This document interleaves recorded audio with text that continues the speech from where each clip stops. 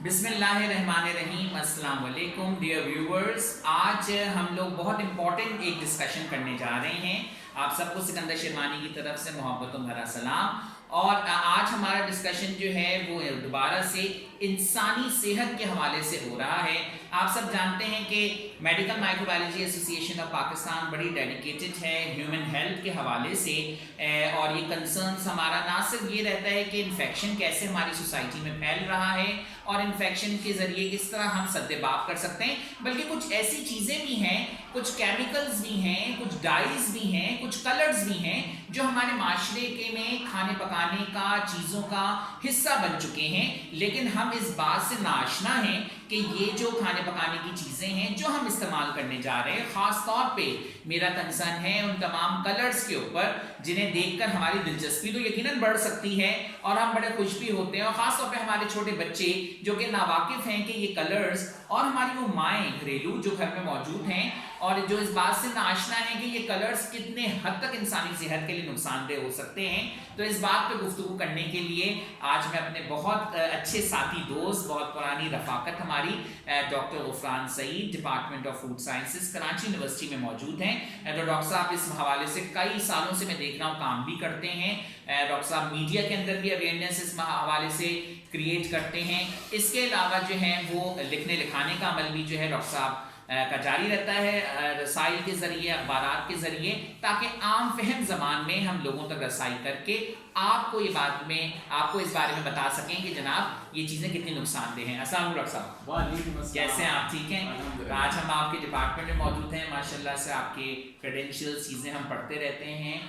आज का डॉक्टर गुफरान हमने टॉपिक रखा था कि ये कलर्स कितने ख़तरनाक हैं जो हमारे खाने पकाने में इस्तेमाल होते हैं। तो कुछ पहले आप इस पर रोशनी फरमाएं। Thank you doctor Sikandar. बड़ा पुराना एक हमारा जो एक तरह से कह लें कि एक बाउंडिंग चली आ रही है और रिसर्च पर, क्योंकि मेरा खुद जो है वो माइक्रो इंग्रेडिएंट के हवाले से था और आपके साथ हमारा तो माइक्रोबायोलॉजी के हवाले से काम भी रहा है और खासकर कलर्स के हवाले से रहा है। तो ये वर्किंग तो मेरा ख्याल है कि पिछले 10-15 साल से जो हम कर रहे हैं, तो माशाल्लाह से एक अच्छा वर्क जो है वो इस पे रहा। मैं आपको इस पे जाने से पहले जो है वो थोड़ा सा इसका बैकग्राउंड बता दूं कि प्रॉब्लम्स हैं क्या। देखिए, प्रॉब्लम ये आती है कि जब हम कलर्स के हवाले से बात करते हैं तो फूड कलर्स और खासकर जिसको हम कहते हैं नेचुरल और सिंथेटिक, ये बेसिकली दो डिस्ट्रीब्यूशन है फूड कलर्स की। और इस डिस्ट्रीब्यूशन के अंदर सबसे इंपॉर्टेंट चीज़ ये आती है कि जब हम सिंथेटिक फूड कलर्स की बात करते हैं तो सिंथेटिक फूड कलर हमें नुकसान किसी हद तक दे रहे होते हैं। यानी इसमें एक लेवल तक तो ठीक है कि इस्तेमाल हो गया, लेकिन कुछ कलर्स ऐसे हैं फूड में जो इस्तेमाल हो रहे हैं जो सिरे से फूड होते ही नहीं है, फूड में यूज हो ही नहीं सकते। कुछ ऐसे हैं जो फूड में यूज हो सकते हैं लेकिन उनकी लिमिट है। लेकिन जो बाकी कलर जिसको हम कहते हैं नेचुरल फूड कलर्स, वो सेहत के लिए बड़े अच्छे होते हैं। मिसाल के तौर पे मुख्तलिफ फ्रूट्स के जरिए से जो हमें कलर्स मिल रहे होते हैं, वेजिटेबल्स के जरिए से जो कलर्स मिल रहे होते हैं, जिसमें जैसे लाइकोपीन हो गया, टमाटर में मौजूद होता है, या इसी तरह से बीटा कैरोटीन हो गया जो गाजर में मौजूद होता है, या इस तरह के आपको और कलर्स जो हैं वो नजर आ रहे होते हैं। तो ये तमाम कलर्स का जो कॉम्बिनेशन है ये हमारी सेहत के लिए बहुत ज़्यादा फायदेमंद होता है। अच्छा, अब प्रॉब्लम सारी जिसके साथ आती है वो है सिंथेटिक फूड कलर। अच्छा, सिंथेटिक फूड कलर्स की हिस्ट्री ये है कि 18th सेंचुरी में फर्स्ट टाइम जो कलर बना था वो बेसिकली मलेरिया की एक दवा इजाद हो रही थी, तो उस दौरान एक कलरफुल कंपोनेंट बना था और साइंटिस्ट ने जब उसको देखा तो उसको लगा कि हाँ ये कलर जो है वो हम फूड में इस्तेमाल कर सकते हैं और वहाँ से सिंथेटिक फूड कलर की इब्तिदा हुई। और वो कलर जो बना था वो था चारकोल, यानी कि एजोडाइज की इब्तिदा वहाँ से हुई, चारकोल से। अब वो एजोडाइज बनते चले गए 100 सालों में तकरीबन कोई 1000-1500 कलर्स बन गए एजोडाइज से रिलेटेड। अच्छा, अब ये कलर्स जो थे इनकी कोई किसी किस्म की कोई बाउंडिंग्स नहीं थी, जिसकी जो मर्जी आए इस्तेमाल करे। 19th सेंचुरी में FDA ने इसके हवाले से एक रूलिंग बनाई कि हर कलर फूड में यूज नहीं हो सकता।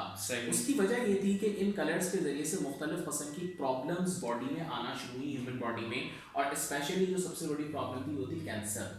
अच्छा, कि एजोडाइज जो हैं वो कार्सिनोजेनिक इन नेचर होती हैं और बॉडी में कैंसर प्रोड्यूस करती हैं, टार्टिगोजेनिक इफेक्ट रखती हैं, यानी कि जो पैदा हुए हुए बच्चे होते हैं उनके जीन्स के अंदर प्रॉब्लम जनरेट कर देती हैं। फिर इन कलर्स का बच्चों के ऊपर एक बड़ा इम्पैक्ट ये होता है, छोटे बच्चे जो ये कलर्स इस्तेमाल करते हैं एजोडाइज, इनमें एक बीमारी होती है ADHD, हाइपरटेंसिव डिजीज जो कहलाती है। आपने देखा होगा छोटे बच्चे जो हैं वो आजकल बहुत ज़्यादा हाइपरटेंसिव स्टाइल के अंदर रिएक्ट करते हैं।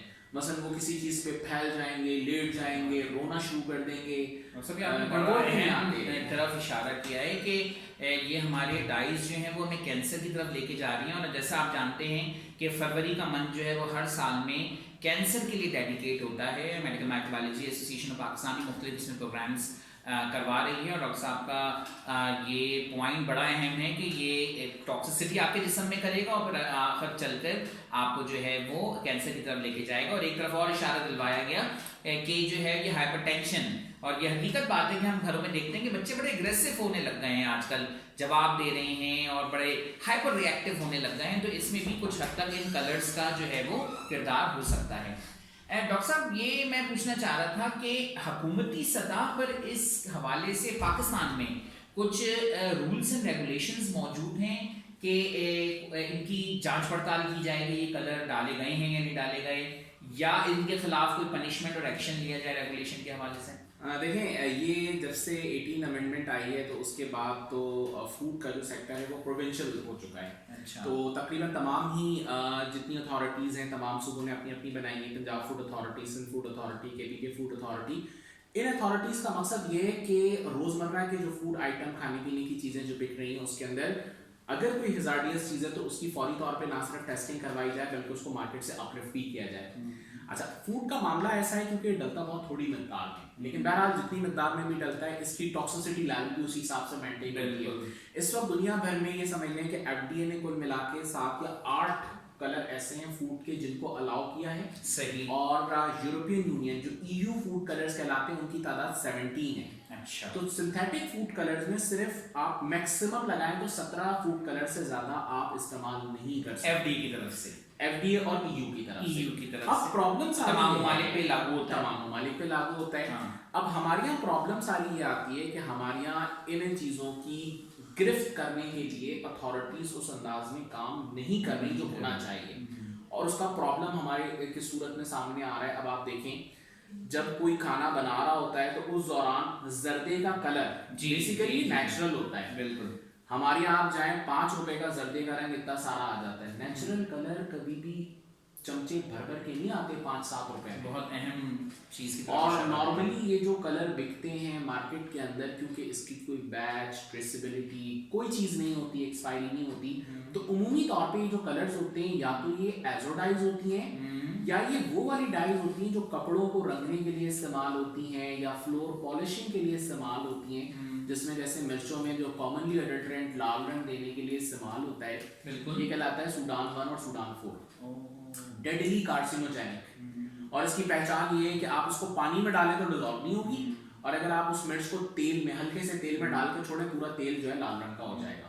हम ये समझते हैं कि शायद हमने सुर्ख मिर्च ली है और तेल में जब हमने डाला तो पूरा सुर्ख रंग का जो है वो उसका खाने का नुकसानदेह। आपके मुताबिक जर्दे का रंग होता तो कुदरती है, लेकिन जो बाजार में मिल रहा है वो कुदरती हरगिज नहीं है। बिल्कुल नहीं है, जिस क्योंकि जो कॉस्ट है वो इतनी कॉस्ट में पॉसिबल नहीं है, पॉसिबल नहीं है। तो इस तरफ ध्यान रखिए। तो नाज़रीन, आज के इस प्रोग्राम से हमें ये इशारा मिलता है, और मैं डॉक्टर साहब को आगे भी चल के तंग करूँगा क्योंकि ये बड़ा अहम टॉपिक है। मुझे तकरीबन कई सालों से इसमें दिलचस्पी रहती थी, और डॉक्टर साहब के साथ मिलकर मुझे सुनकर बहुत ज़्यादा इल्मी काबिलियत भी बढ़ती थी इस हवाले से कि जनाब ये डाइज जो हैं वो कितनी ख़तरनाक जो हैं वो हो सकती हैं। तो आपको डॉक्टर साहब आखिरी ये मैसेज ये कि मैं देना चाह रहा हूँ आपकी तरफ से कि ये जो टॉफ़ियाँ और ये गोलियां जो बच्चे खाते हैं मिल रही हैं, जिससे ज़बान ये रंगीन हो रही है, नीली हो रही है, पीली हो रही है, कुछ ये हमारी माओं को, बहनों को जो घरों में मौजूद हैं और बच्चों को फ्रीली पैसे भी देते हैं इस हवाले से कि ये एक मैसेज आप आखिर दें कि ये ख़तरनाक है और इससे कैसे बचना भी। यही कि माँ बाप जरा मना करें अपने बच्चों को खाने पीने से, लेकिन बस एक आखिरी मैसेज अगर आपका इस हवाले से। देखिए, मेरा जो इसमें बड़ा क्लियर मैसेज है वो ये है कि बच्चों को इस किस्म की कलरफुल जो चीज़ें हैं उससे बचाया जाए, चाहे वो रंगीन पापड़ हों, रंगीन टॉफ़ियाँ हों। इसका नुकसान जो मैंने अभी बताया कि कितनी ही थोड़ी मकदार में हो, लेकिन बच्चा क्योंकि खाता बहुत ज़्यादा है और पापड़, तो उसकी मिकदार एक अलाउेबल लिमिट से बढ़ जाती है बॉडी में, बिल्कुल। और उसका नुकसान वाज़ेह तौर पे आप देखें 80% बच्चों के अंदर इन टॉफियों के और कलरफुल पापड़ों के खाने से जो प्रॉब्लम आ रही है वो ADHD है, यानी कि जो हाइपरटेंशन और एक तरह का जो एक ओवर रिएक्शन है बच्चों के अंदर, वो हमें नज़र आता है। और आप ये देखिएगा कि जिस दिन आप बच्चों की टॉफियाँ बंद करें उस दिन वो ज़्यादा हाइपर रिएक्टिव हो जाते हैं, और थोड़े दिन के बाद जब आप उनको बंद करा के रखें वो आहिस्ता आहिस्ता अपने मूड और मिजाज के ऊपर आ जाएंगे, आपकी बात भी सुनेंगे और आपको लगेगा कि ये तो कोई बहुत बड़ी कोई तब्दीली आ गई है बच्चों के अंदर, हालांकि वो कुछ भी नहीं है, जस्ट एक जो रिएक्टिव रिएक्शन था बॉडी के अंदर उन कलर्स का और जो मूड चेंजिंग थी वो दोबारा से एक नॉर्मल वे के अंदर एग्जीक्यूट हो गई। बहुत शुक्रिया डॉक्टर साहब आपका। यकीनन आप जो हैं वो इस तरीके से मालूमात को हमारे ज़रिए, हमारे चैनल के ज़रिए हासिल करते रहेंगे। मज़ीद मालूमात के लिए एक नए सेहत के मुतालिक टॉपिक के साथ हम दोबारा हाजिर होंगे किसी नए एक्सपर्ट के साथ। बहुत शुक्रिया।